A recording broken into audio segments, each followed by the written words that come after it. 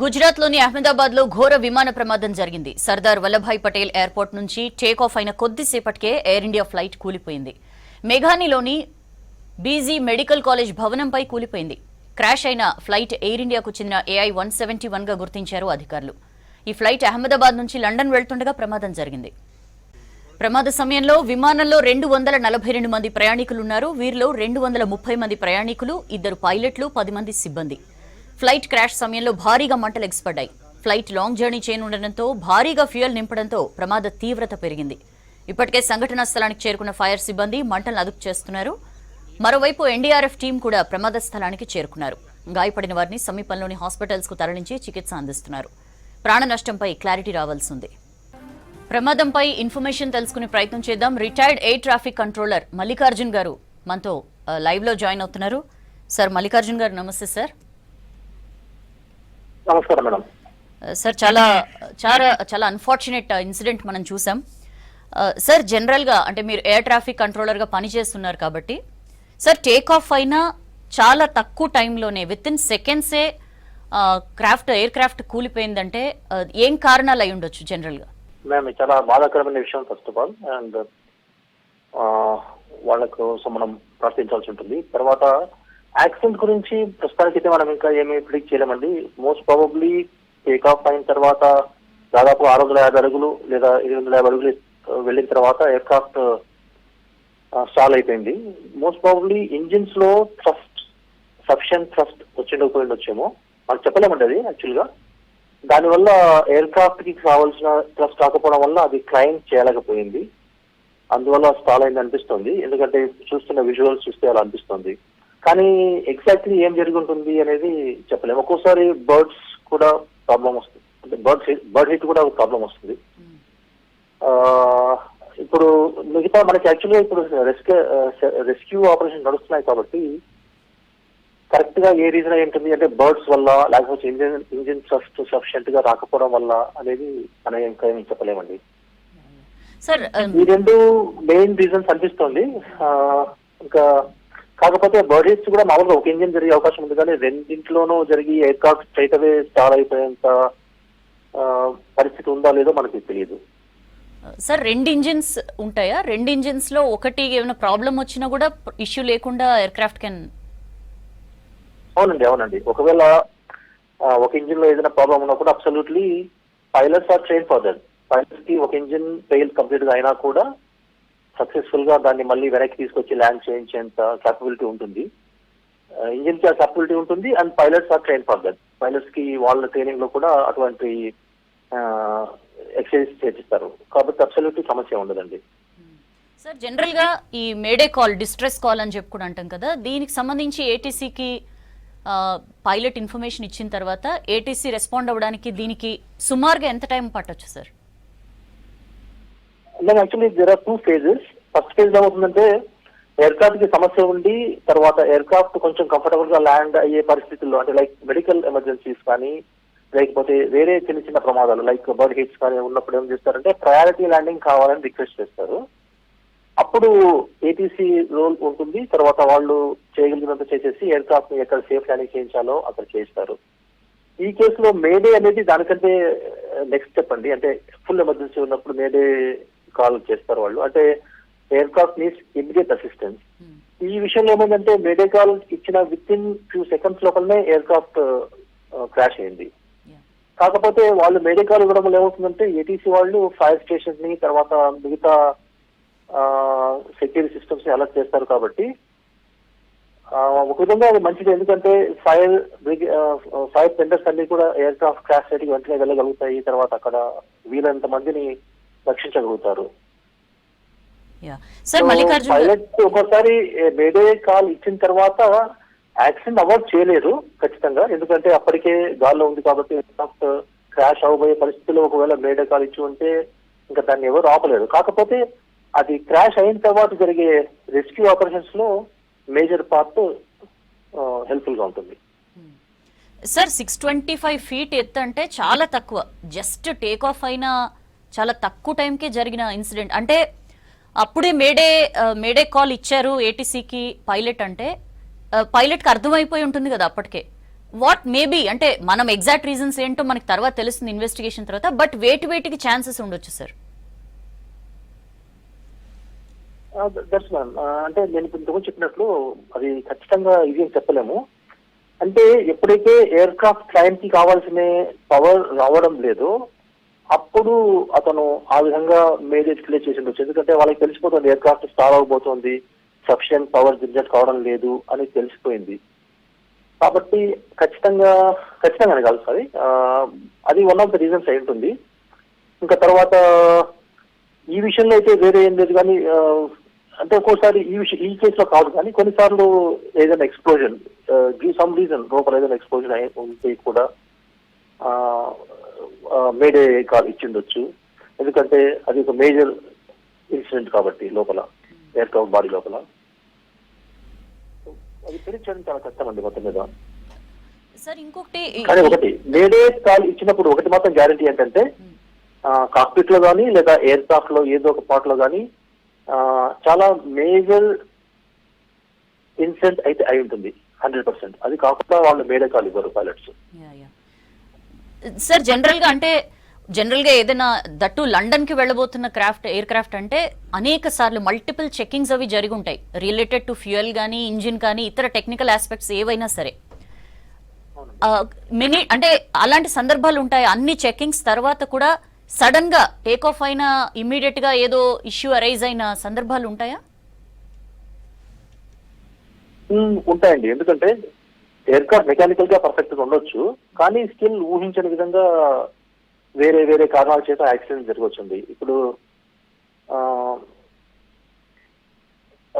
Okay ఇంతకుముందు కొన్ని accidents ఎలా జరిగి అంటే మీకు గుర్తు ఉంటుంది, బెంగళూరులో యాక్సిడెంట్ జరిగింది 1990లో ఎయిర్బస్ E20. అది ల్యాండ్ అవబోతున్న కొద్ది క్షణాల ముందు జరిగింది యాక్సిడెంట్. రన్వే టచ్ కావడానికి కొన్ని వందల అడుగుల ముందు ల్యాండ్ అయింది. అప్పట్లో వచ్చేసి ఫ్లై బై వే సిస్టమ్ వచ్చేసి కొత్తగా వచ్చింది అనమాట. దాంట్లో అప్పట్లో దాని ట్రైనింగ్ వాటి విషయంలో కొంచెం సందేహాలు ఉన్నాయి. ఎనీవే మొత్తం మీద ఆ యాక్సిడెంట్ జస్ట్ రన్వేకి కొంచెం అడుగుల ముందు జరిగింది. కాబట్టి ఆఫ్టర్ ఎయిర్క్రాఫ్ట్ ఇస్ మెకానికల్ కాబట్టి ఎప్పుడైనా ఏమైనా జరిగే అవకాశం అయితే ఉందండి. ఎందుకంటే ఎంత పర్ఫెక్ట్ గా ఉండదు అలా అని చెప్పేసి నేను అంటే యాక్సిడెంట్స్ జరుగుతాయని చెప్పడం లేదు. కానీ వన్స్ ఇన్ వైల్ వెదర్ వల్ల కానీ లేకపోతే బర్డ్స్ వల్ల కానీ లేకపోతే ట్రస్ట్ జనరేట్ కాకపోవడం వల్ల కానీ లేకపోతే ఎక్స్ప్లోజన్స్ వల్ల కానీ అలా వేరే కారణాల చేత ఎయిర్ క్రాఫ్ట్ పర్ఫెక్ట్ గా ఉన్నా కూడా డిపార్చర్ సబ్సిక్వెంట్ గా యాక్సిడెంట్ అంటే ఇలాంటి అబ్సల్యూట్లీ అన్ఎక్స్పెక్టెడ్ ఇష్యూస్ వచ్చే అవకాశం అయితే ఉంది మొత్తం మీద. ఏదైనా సార్ లాంగ్ అవర్స్ ట్రావెల్ చేయడం అట్లాంటివి ఏవైనా కూడా మనం వన్ ఆఫ్ ద రీజన్స్ గా ఏమైనా చూడొచ్చా సార్? స్టాటిక్ ఫ్యాక్టర్ ఉంటుందండి. అంటే ఎయిర్ క్రాఫ్ట్ బాడీలో కూడా స్టాటిక్ వల్ల కూడా కొన్ని మైక్రో క్రాక్స్ వస్తుంటాయి అంటే ఇంజిన్స్ లో కానీ లేకపోతే అలాంటివి. అందుకే ఎయిర్ క్రాఫ్ట్ NTSB లాంటివి తర్వాత AIT లాంటివి యాక్సిడెంట్ జరిగిన తర్వాత వాళ్ళు చేసే ఇన్వెస్టిగేషన్ చాలా సైంటిఫిక్ గాను చాలా త్వరగాను ఉంటుంది. దాంట్లో మనం ఒక్కోసారి అబ్సల్యూట్లీ ఎక్స్పెక్ట్ చేయని కారణం చేత కూడా ఎయిర్ క్రాఫ్ట్స్ యాక్సిడెంట్ కి గురవుతుంటాయి అన్నమాట. కాబట్టి అది ఎక్కువగా ఎయిర్ క్రాఫ్ట్ ప్రయాణించడం వల్ల వచ్చింది అని చెప్పడం కరెక్ట్ కాదు. ఎందుకంటే వాళ్ళకి రెగ్యులర్ చెకప్స్ ఉంటాయి, daily, weekly, monthly, yearly checks ఉంటాయి. ఆ చెక్స్ లో వచ్చేసేసి ఏవైతే మన సర్వీసింగ్ అంటే MRO maintenance and repair and overhauling systems లో ఏవైతే కనుక షెడ్యూల్స్ ఉంటాయో ఆ షెడ్యూల్స్ వాళ్ళు ఫాలో అవుతుంటారు. కాబట్టి అట్లా ఫాలో అయినప్పుడు వాళ్ళు అబ్సల్యూట్లీ ఇటువంటి ఎర్రర్స్ ఏవైతే రాబోతుంటాయో అటువంటి క్రియేట్ చేస్తారు వాళ్ళు. కాబట్టి aircraft is meant for flying after all. కాబట్టి ఫ్లై చేస్తున్నంత మాత్రాన్ని అది అవుతుందని చెప్పలేము. ఇంకోటి ఏమంటే ఇప్పుడు డిపార్చర్ ఎయిర్క్రాఫ్ట్ కాబట్టి ఫ్యూల్ ఫుల్ గా ఉంది. అందువల్ల ఏమంటే ఎయిర్క్రాఫ్ట్ కింద పడిన వెంటనే ఒక పెద్ద బాంబ్ బ్లాస్ట్ లాగా జరిగిపోయింది. అదే ల్యాండింగ్ ఎయిర్క్రాఫ్ట్ అయితే కనుక ఫ్యూల్ ఆల్రెడీ చాలా వరకు 80% అయిపోయి ఉంటుంది కాబట్టి కొంతవరకు ఇంపాక్ట్ తక్కువ ఉంటుంది. అది కూడా రీజన్ అండి. ఫ్యూల్ వాజ్ ఫుల్ కాబట్టి కింద పడిన వెంటనే ఆ ఇంపాక్ట్ ఫుల్ గా ఉంది కాబట్టి ఎక్కువ మంది చనిపోయే అవకాశం కూడా ఉంటుంది ఎందుకంటే బ్లాస్ట్ వల్ల. సార్ జనరల్ గా ఒక ఫ్లైట్ టేక్ ఆఫ్ కి ముందు రన్వే పైకి వచ్చిన తర్వాత టేక్ ఆఫ్ కి ముందు మధ్యలో ఎలాంటి ప్రాసెస్ జరుగుతుంది సార్? ఎలాంటి చెక్స్ జరుగుతాయి? ఎన్ని స్టేజెస్ లో అవి జరుగుతాయి? మేము యాక్చువల్లీ ఎయిర్క్రాఫ్ట్ పుష్ బ్యాక్ అయినప్పటి నుంచి టేక్ ఆఫ్ పాయింట్ కి వచ్చేంత వరకు చెక్స్ ఉంటాయి. ఎయిర్క్రాఫ్ట్ టాక్సీ అవుతున్నప్పుడు చెక్స్ ఉంటాయి. కానీ ఒకసారి ఎయిర్క్రాఫ్ట్ రన్వే మీదకి వచ్చిన తర్వాత చెక్స్ ఏ ఉండవండి. ఎయిర్క్రాఫ్ట్ రన్వే మీదకి వచ్చిన తర్వాత ఒకసారి టేక్ ఆఫ్ క్లియరెన్స్ ఇవ్వబడిన తర్వాత ఎయిర్క్రాఫ్ట్ కేవలం టేక్ ఆఫ్ మీద మాత్రమే దృష్టి పెడతారు వాళ్ళు పైలట్స్. ఆ తర్వాత ఎయిర్క్రాఫ్ట్ టేక్ ఆఫ్ కి ముందు వాళ్ళకి డిఫరెంట్ స్పీడ్స్ ఉంటాయి. ఆ స్పీడ్స్ అటైన్ అయిన తర్వాత ఎయిర్క్రాఫ్ట్ లిఫ్ట్ ఆఫ్ అవుతుంది. లిఫ్ట్ ఆఫ్ అయిన తర్వాత ఎయిర్క్రాఫ్ట్ ఇనిషియల్ గా ఫస్ట్ వాళ్ళకి కావాల్సిన ఆల్టిట్యూడ్ కి క్లైమ్ చేస్తారు. ఈ రోజు ఏమైందంటే టేక్ ఆఫ్ సక్సెస్ఫుల్ గా అయింది. కొన్ని చోట్ల 650 ఫీట్ అని, కొన్ని చోట్ల 850 ఫీట్ అని చెప్తున్నారు. ఏది కరెక్టో తెలియదు మనకి. కానీ 650 feet is reasonably good enough. కానీ ఆ తర్వాత ఎందుకో మరి ఎయిర్క్రాఫ్ట్ సడన్ గా స్టాల్ అయింది. సో ఎగ్జాక్ట్ రీజన్ ఏంటి అనేది చెప్పలేము. బట్ మీరు అన్నట్టు చెక్స్ మాత్రం రన్వే మీదకి వచ్చిన తర్వాత ఏమి ఉండవండి. అవన్నీ కూడా రన్వేకి ఎంటర్ కాకముందే ఉంటాయి. ఓకే సార్, ఈ ఫ్యూయల్ ఎంత ఫ్యూయల్ కావాలి ఇలాంటివన్నీ డెసిషన్స్ అన్ని పైలట్ చేస్తారా సార్, లేక ఇంకా ఏమైనా ఇంకా హైయెస్ట్ అథారిటీ ఏమైనా ఉంటుంది? పైలట్స్ అండి. ఎందుకంటే లోపల ఉన్న ప్యాసింజర్ అండ్ కార్గో వెయిట్ ని బట్టి సీటింగ్ అరేంజ్మెంట్, తర్వాత అంటే ఎంత ఫ్యూయల్ నింపాలి అనేది పైలట్ అప్రూవల్ తోనే జరుగుతుంది. నాకు తెలుసుకోవాలి అయితే నేను యాక్చువల్గా ఎయిర్ కంట్రోల్, నేను పైలట్ కాదు. ఆ తర్వాత వచ్చేసేసి load and trim sheet sign చేయడం జరుగుతుంది. తర్వాత టేక్ ఆఫ్ కి వెళ్తుంది అనమాట. కాబట్టి అవన్నీ త్వరగా ఇంజనీర్స్ అండ్ పైలట్స్ కోఆర్డినేట్ చేసుకొని చేస్తారు. ఎంత ఫ్యూయల్, ఇంకోటి ఏంటంటే డెస్టినేషన్ కి వెళ్ళిన తర్వాత అక్కడ ఒకవేళ ల్యాండ్ కాలేకపోతే మళ్ళీ ఆల్టర్నేట్ ఎయిర్పోర్ట్ కి వెళ్ళాలి. కాబట్టి ఆల్టర్నేట్ ఫ్యూయల్ తీసుకోవాలి. అలాగే మధ్యలో ఏదైనా అవసరం అయితే డైవర్షన్ చేయాల్సి ఉంటుంది ఎయిర్క్రాఫ్ట్ ని. అంటే సపోజ్ మీరు వినే ఉంటారు, ఒక్కోసారి మెడికల్ రీజన్స్ వల్ల ఎయిర్క్రాఫ్ట్ ఒక ఏ నుంచి బీకి పోతూ ఉంటే మధ్యలో మెడికల్ ఎమర్జెన్సీ రావడం వల్ల ప్యాసింజర్స్ కి ఎవరికన్నా మధ్యలో ఉన్న ఎయిర్పోర్ట్ లో ల్యాండ్ కావాల్సి ఉంటుంది. సో అటువంటి డైవర్షన్ ఫ్యూల్ తీసుకోవాల్సి ఉంటుంది. కాబట్టి ఎగ్జాక్ట్ ఫ్లయింగ్ ఫ్యూల్ కాకుండా మళ్ళీ ఎక్స్ట్రాగా కూడా డైవర్షన్ కోసము, లేకపోతే ఒకసారి వెదర్ బాగాలేకపోతే ఎయిర్క్రాఫ్ట్ హోల్డ్ చేయాల్సి ఉంటుంది. ఆ హోల్డింగ్ ఫ్యూయల్ ఇవి కూడా తీసుకుంటారు, అంటే ఎక్స్ట్రాగా యాడ్ చేస్తారు. సో దట్ డెస్టినేషన్ లో ఎయిర్క్రాఫ్ట్ కి సమస్య ఉండకుండా ఉండడం కోసం. సార్ ఇంకో విషయం మల్లికార్జున్ గారు, జనరల్ గా ఈ మధ్య కాలంలో చాలా సార్లు వింటున్నాం ఇట్లా పక్షి ఢీ కొట్టింది క్రాఫ్ట్స్ ని అని చెప్పి. ఈ మధ్య కాలంలో ఐ థింక్ ఇండిగో అనుకుంటా మొత్తం నోస్ మొత్తం ఫ్లైట్ ఎయిర్క్రాఫ్ట్ నోస్ మొత్తం డ్యామేజ్ అయిన ఇన్స్టెన్స్ కూడా మనం చూసాం.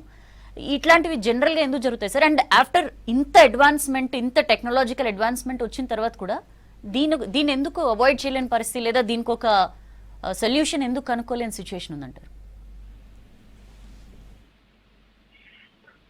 అవునండి, ఇది ఒక పెర్నియల్ ప్రాబ్లం. ఇది ఎక్కడైతే సిటీ దగ్గరగా ఉంటుందో అక్కడ ఈ బర్డ్ బ్రీడింగ్ గ్రౌండ్స్ ఎక్కువ ఉంటాయి. అందుకోసమని దానికోసం చాలా వరకు మిటిగేట్ చేయడానికి చేస్తున్నారండి, ప్రయత్నం చేస్తున్నారు. మీరు చూసే ఉంటారు ఎయిర్పోర్ట్ లో